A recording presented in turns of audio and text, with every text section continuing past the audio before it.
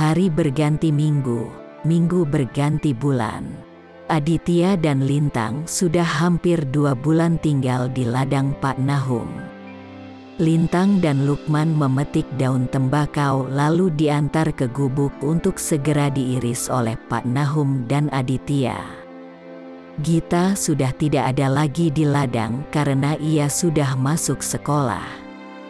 Namun, di akhir pekan biasanya ia datang ke ladang itu ditemani oleh ayahnya, kadang turut juga ibunya.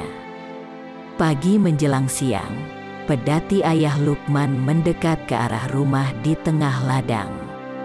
Ayah dan ibu Lukman membawa beberapa barang bawaan. Ayah Lukman memberikan uang kepada Pak Nahum yang sebelumnya memberikan kemiri dan tembakau untuk dijualkan ke pasar. "Tiar mencari kalian berdua." Seperti orang gila ia menanyakan semua yang ditemuinya di pasar sembari menunjukkan foto kalian berdua. Kadang ia memanggil-manggil nama adikmu sambil menangis. Ibu Lukman memberitahu Aditya yang sedang menyusun daun tembakau untuk ia iris. Aditya hanya tertunduk seraya menarik nafas panjang. Geraham Pak Nahum saling menggilas mendengarkan kabar itu. Terdengar suara gemeretak. "Tiar meninggalkan suaminya di rumah sakit demi mencari kalian berdua," ucap ayah Lukman menimpali. "Sakit apa sih Gulut?" tanya Pak Nahum sinis.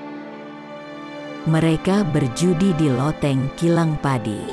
Polisi datang ke lokasi. Para penjudi berloncatan untuk melarikan diri. Gulut meloncat ke tumpukan sekam di belakang kilang. Ia terjerumus masuk ke sekam yang ternyata masih menyala di bawah. Seluruh tubuhnya terbakar. Pakaian yang ia kenakan hangus menempel di tubuhnya. Ia sekarat," tutur ayah Lukman. Aditya menutup mata dengan kedua tangannya. Bahunya terguncang karena menyesal mendengar kabar buruk itu. Lintang dan Lukman terdiam melihat situasi hening dalam gubuk. Mereka meletakkan daun tembakau yang baru dipetik. Ibu Lukman mengelus-elus kepala Lintang yang duduk di sebelahnya. Lukman bertanya kepada ibunya dengan bahasa isyarat. Lintang yang menjawab pertanyaan Lukman. Kedua anak itu kembali ke ladang tembakau untuk melanjutkan pekerjaan mereka. "Jangan mengiris tembakau kalau sedang bersedih, tanganmu bisa terpotong. Pisaunya sangat tajam. Sini, saya gantikan sementara," ujar ayah Lukman mengambil alih pekerjaan Aditya. Aditya mendekat ke ibu Lukman. "Saya tidak minta rasa sakit saya dibalaskan ibu," bisik Aditya merasa bersalah. Ibu Lukman memeluk Aditya. Tangan ibu itu mengelus kepala Aditya lalu meraba perut Aditya yang pernah dibakar oleh Gulut. Aditya jadi ikut meraba bekas lukanya yang disebut Lintang seperti Pulau Kalimantan di peta. Hening sejenak. Di gubuk hanya terdengar suara pisau mengiris-iris daun tembakau. Aditya duduk menunduk membayangkan betapa sedihnya perasaan ibu Tiar sekarang. Berkali-kali ia menghela nafas panjang. Jangan kembali lagi ke sana." Suara Pak Nahum memecah keheningan. "Ya jangan ke sana lagi," ayah Lukman menimpali. Aditya menoleh ke arah ibu Lukman dengan tatapan minta pendapat. "Sudahlah anakku. Kadang-kadang rintangan itu justru adalah sebuah petunjuk untuk memilih jalan lain," ucap ibu Lukman. Ayah dan ibu Lukman pulang dengan pedati yang syarat muatan. Kembali Pak Nahum menitipkan hasil ladangnya untuk dijual ke pasar. "Biarlah hasil penjualannya nanti untuk menambah uang saku kalian. Dulu, kamu yang menanami semua singkong, labu, mentimun, dan terong itu," ujar Pak Nahum kepada Aditya. Aditya menyalakan lampu petromak penerangan mereka untuk melanjutkan pekerjaan mereka di gubuk.